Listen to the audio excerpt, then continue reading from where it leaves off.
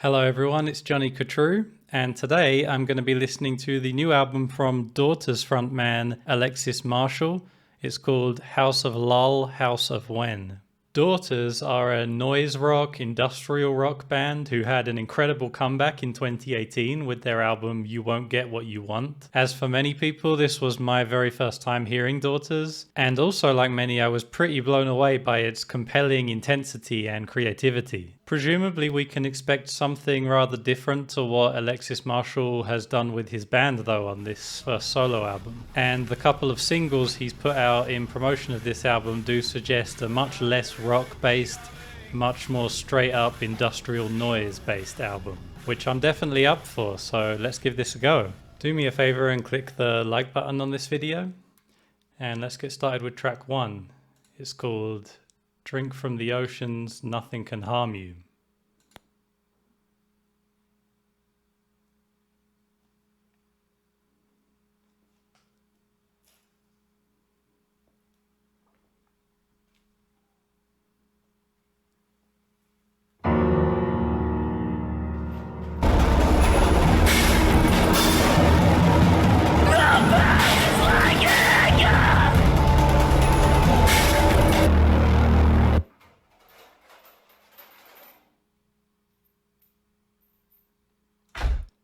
Okay, so that first track, it started off with some, pretty dark sounding piano, but when Alexis Marshall's voice came in, I was feeling that the sound was a bit empty and maybe with, well, a lack of passion, I suppose, is what I was feeling.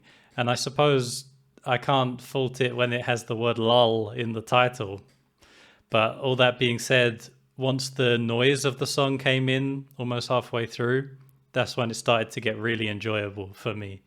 The sound is great. It sounds so thick and enveloping in the best way possible. And at the same time as that feeling is setting in, his vocals reach a new level of intensity that just works so well. So I ended up really enjoying it for that. Maybe I just felt it took a bit too long to get to that satisfying place. The next song was the first single. I have heard it a couple times. When it first came out, I wasn't thrilled with it. Again, like at the beginning of track 1, I felt his voice was a little weak on this one, but it did grow on me, and the overall purpose of the track, I guess you would say, started to make itself clear. And the music video is really cool, so if you haven't seen it, check it out. So it's track 2, and it's called Hounds in the Abyss.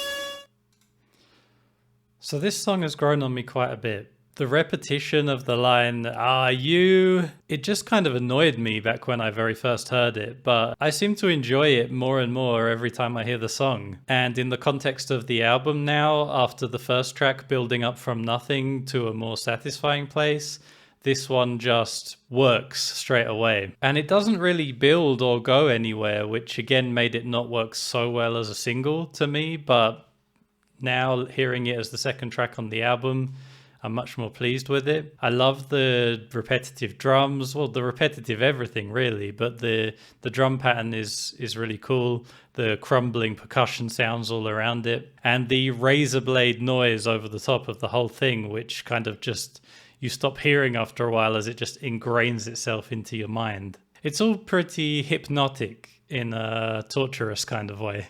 I suppose there's an inclination for music like this to be cathartic in some way, satisfying, which Daughter's music certainly can be. But I feel like Alexis Marshall is not trying to do that with this. He's not trying to give you any kind of relief from the torture, he's trying to just present it. That's the feeling I'm getting from this music so far.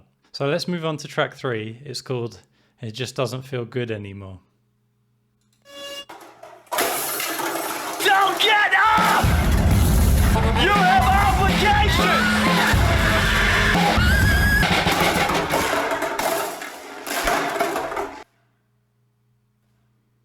Wow, okay. Something special definitely happened in that track. The opening was very interesting, immediately chaotic, and the inclusion of a freeform saxophone part really added to it. Just sounded like absolute madness from the get-go. And not to mention I mean, I know I usually don't focus too much on lyrics, but the theme on this one was really, you couldn't miss it.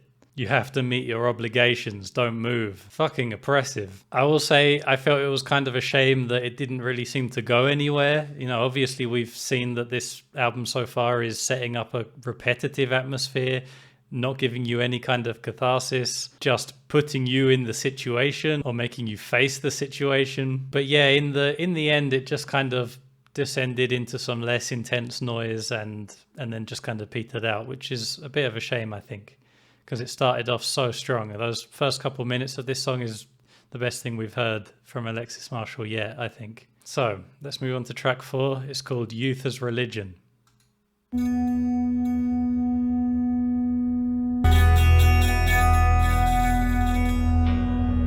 Dirt in a boot, smear upon a face.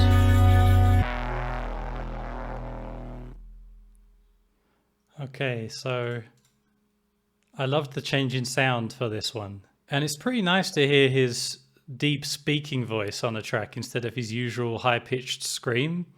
I might even find the tone of his voice at this level more satisfying, and it allowed the higher frequencies of the song to be filled more with distortion and noises, which sounded great. And I think this was the first time on the album we actually had some chords, you know, some kind of melodic movement going on. I suppose when you're listening to an album full of just noise and rhythm, any kind of melody is going to suddenly jump out and, you know, be more compelling than if it was just constant chords all the way through. But by the end of the song, we had these really deep drones going on that were vibrating in my headphones. I mean, it's a sensation I usually associate more with drone music, something like Sun would do. At this point, maybe I do feel like I just wish there was something cathartic going on. It's almost starting to feel drab, which I guess does match with the grey cover art. But still, at least each track is presenting a different atmosphere so far in terms of its sound palette. So let's move on to track 5. It's called Religion as Leader.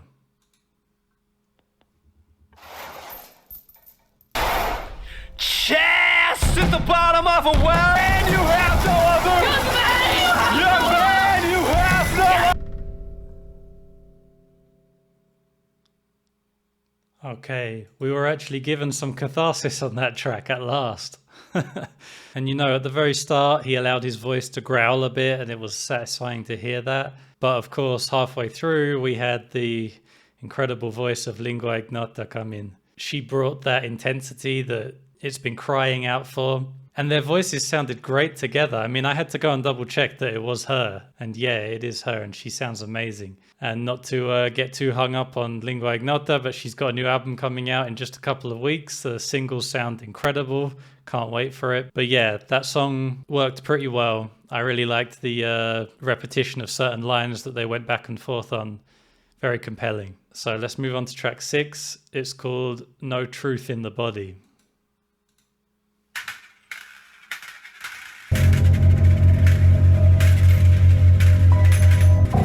Fire makes merry men lose sight and crumble.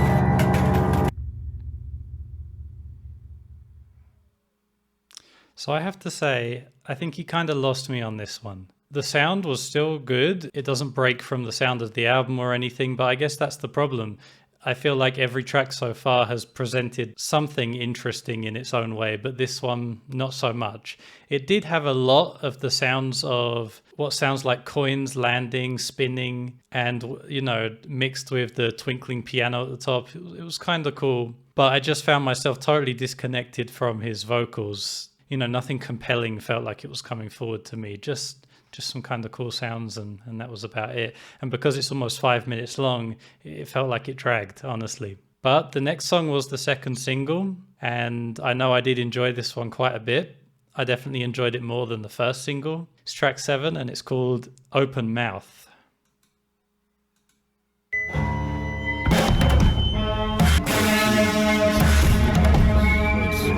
What a time to be alive! What a world, they said!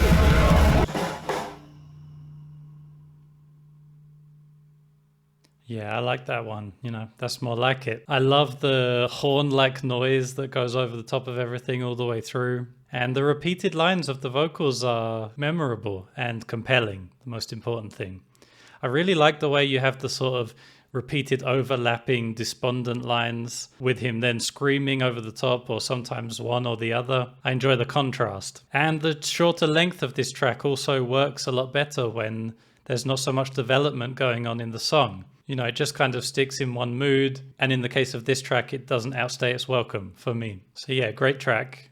And let's move on to track 8. It's called They Can Lie There Forever. Coming through late at night, only passing through. Where deer in the headlights.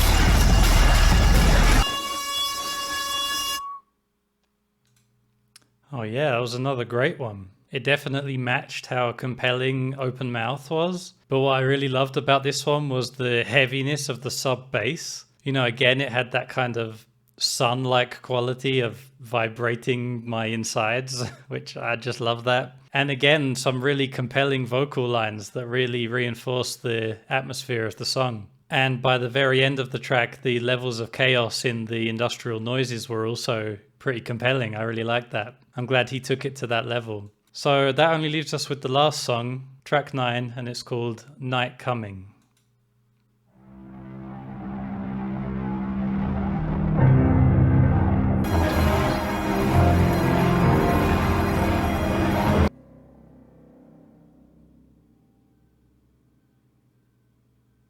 Okay, so we end off the album with another piano-based track that descends into levels of noise that you would hope for at the end of an album like this. Not the most compelling track really, but it does work well as a closer for the album, I think. So I very almost didn't listen to this album.